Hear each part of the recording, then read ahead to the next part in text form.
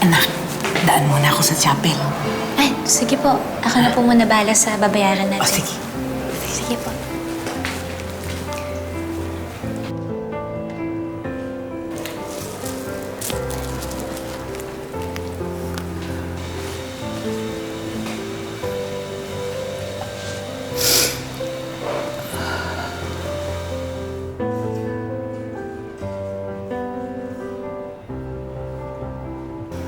Panginoon, huling check-up ko na po ngayon. Sobrang salamat at pinagaling niyo ako. Alam ko naman pong gagabayan yung mga anak ko. Lalong-lalo na si Tata. Alam niyo po, siya po yung anak ko na napakalaki po ng isinakripisyo para sa pamilya namin. Lalong-lalo na po para sa operasyon ko. Alam niyo po, sobrang swerte ko sa anak ko. Mahal na mahal ko si Tata. Kahit hindi ko siya tunay na anak.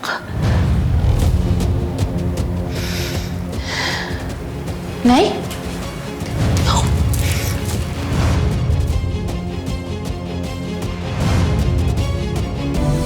Ano po yung sabi niyo? Na hindi niyo po ako tunay na anak?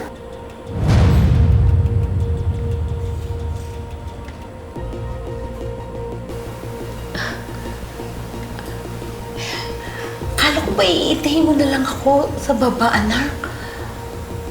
Nay, hindi niyo po sinasagot yung tanong ko. Ano po yung narinig ko? Sabi niyo po hindi niyo ako totoong anak. Naku, halika nga dito, anak. Ano ba? Ang ibig kong sabihin, si Maymay at saka si The Boy, hindi ba't anak sila nung namatay kong kapatid? O, hindi ba pinsan mo sila? Inampong ko sila, tinuring ko silang parang mga totoo kong anak. Pero ikaw, totoong anak kita. Nanay mo ako.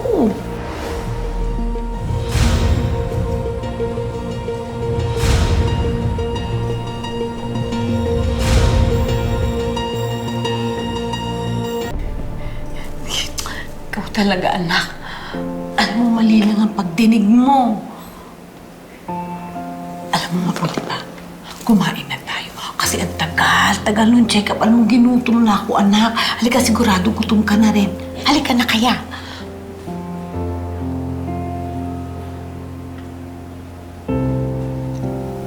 Anak, mahal na mahal kita. Anak kita.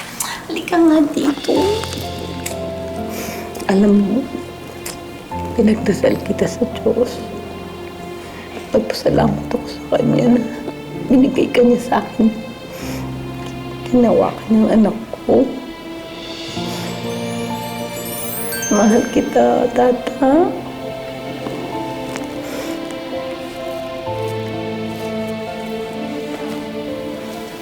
Mahal din kita, Nay.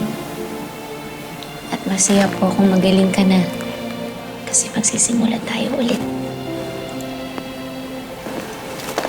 I love you, anak. I love you, Nay. Halika na.